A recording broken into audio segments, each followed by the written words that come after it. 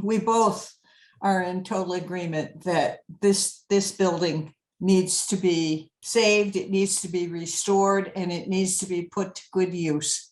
It's very important that the town not forget to look back, appreciate the buildings that are here that came long before we did. We don't have too many of them, but the town hall certainly was the center of life for many, many, many years here in Stow. Our earliest memory, we moved here in 1961. Population was 2,200 people. And we figured we'd better try and find out, a little bit about the town and what was going on. And we heard about this club that used to meet once a month. It was called the Stow Civic Club. And the requirement for attending was that you bring a pie. Each person who came, each family bring a pie. So we did that. And this was in 1961, and it was indeed the Stow Civic Club. And people they got together, they talked about things in town, they talked about their own properties, and the committee provided food and drinks, and then everybody that came provided the dessert. And I have to tell you that Norman Castle, who was a longtime member of Stow, who is no longer with us, loved having the pie. And he also liked mashed potatoes, if anybody served mashed potatoes. And these are kind of funny things that we just learned by gathering with people who met. The building itself, it just stands like almost at a crossroads for the town. And it carries the eye, drags your eye right there. And it's a stately building. And I really feel that we need to put it to rights and then use it. Now, I have a particular interest in the town hall because in the 1970s, met up with a group of friends who did this stuff called Scottish country dancing. And we discovered that the town hall had a sprung wooden floor in the main hall, and it was perfect for dancing. And it still is. It still is. We still dance there 2 Friday nights a month. That is my strongest memory of the town hall because we met so many wonderful people, a lot of them not from the town of Stow, but who came to Stow to dance with us and just loved the building and dancing on that particular floor. And one of my greatest wishes is that whatever happens to the building, that floor not be removed or destroyed, but to just be kept because it's wonderful.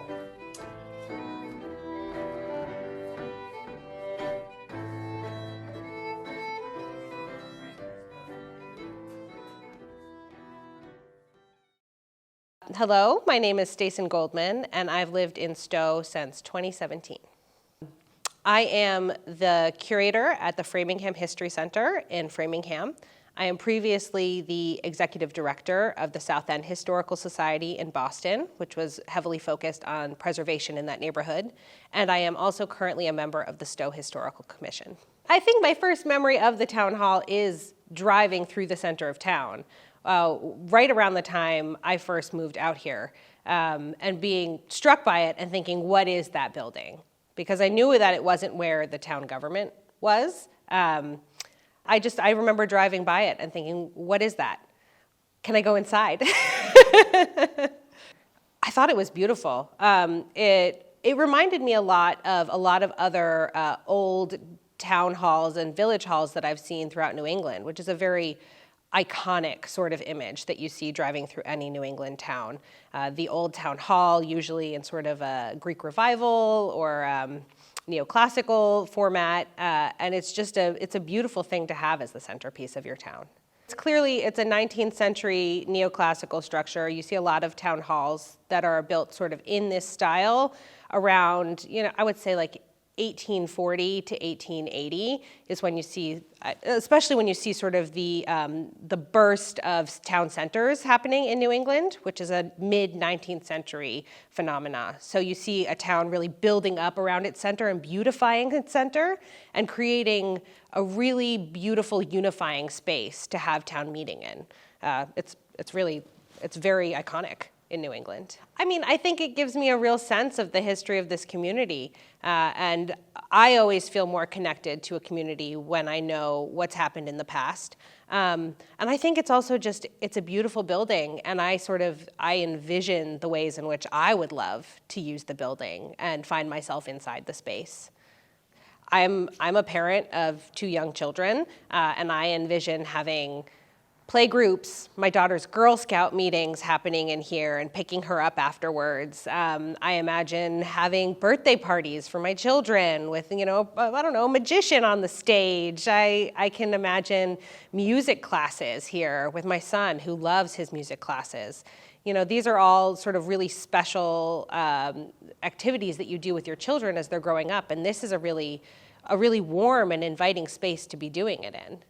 A lot of what I've been thinking about with this building as I've been following the restoration process and then as I've been following the plans to restore it is how much of the restoration is really focused on accessibility and how it's really focused on making the building greener and more energy efficient. And I think that what's really important is that this is a town-owned and a town-stewarded building. And it's so key that all of the buildings that the town owns are fully accessible to all of the community members in town. And that the town makes a commitment to having, a greener focus and having more energy efficient buildings and not relying so heavily on things like fossil fuels.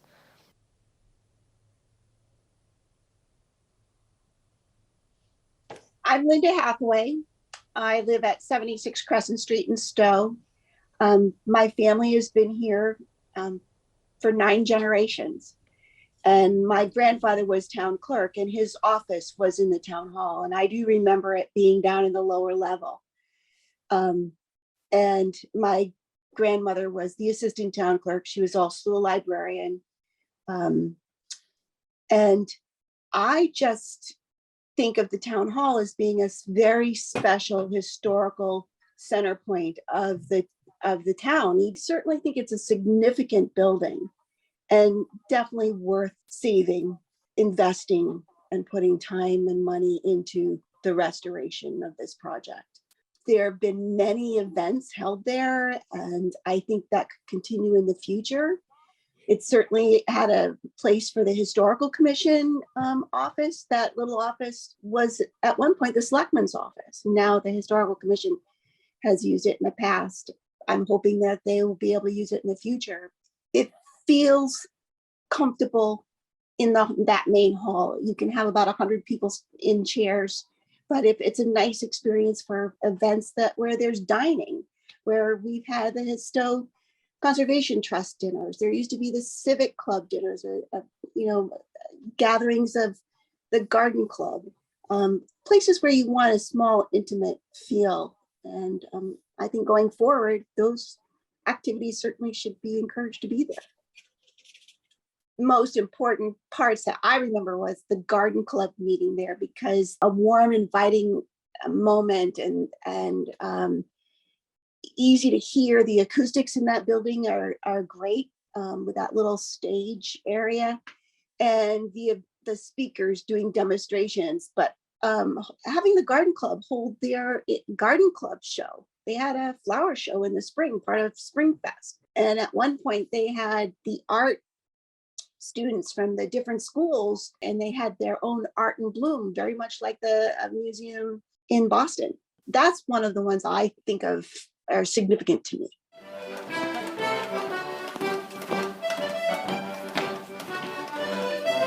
I think it's a great space for events. It's a nice, warm, comfortable feeling, intimate feeling when you have the small group. It could be for small birthday parties or bridal showers, or we had Kay Desmond's retirement party in that building.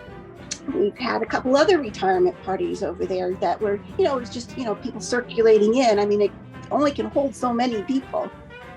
I've had several things held there during the day, which is great. I mean, it's definitely a useful meeting space. And I think we still need meeting space.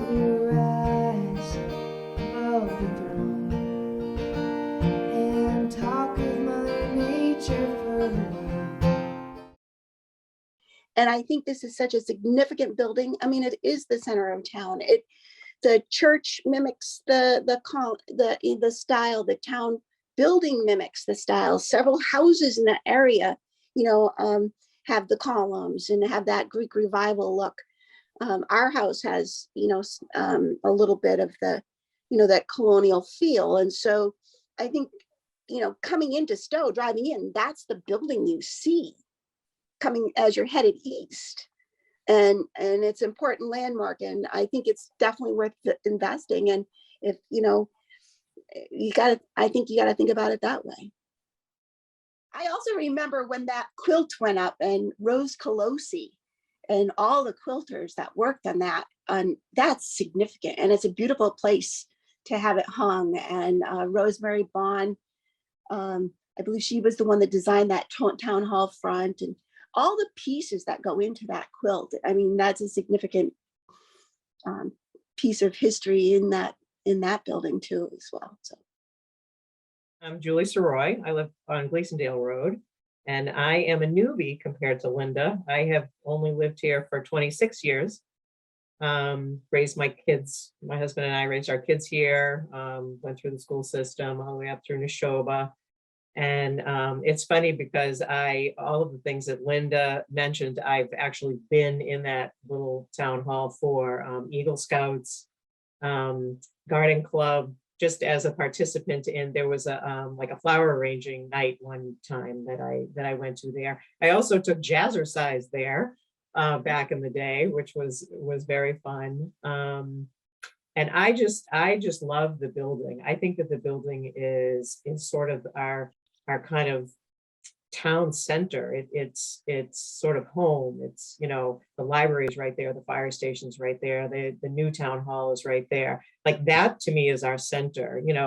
I don't consider Shaw's and Red Ginger our center. I consider this little square, and I'm lucky enough to live a mile and a half down the street. I love the little bus station that's right there near the library too. That whole area is like our little historic gem in the center of Stow. And it would be a shame not to really preserve that building. I'm an architect and engineer by trade, which is, I think, kind of how I got into this whole thing. Don Mills, who was the architect at the Lexington Visitor Center, dragged me into it because I just told him, when he told me he was looking at the project, I said, "Oh my gosh, I love that building. I have such great memories of it." And he said, "Oh, you're it. We need you." So, I mean, I'd love to see it restored and brought to some, back to its glory. It's sweet. I agree with Linda. The acoustics are great in there, whether it be Eagle Scouts or jazzercise or, somebody just talking. You can talk one-on-one. You can, if somebody's up on the stage, you can hear them.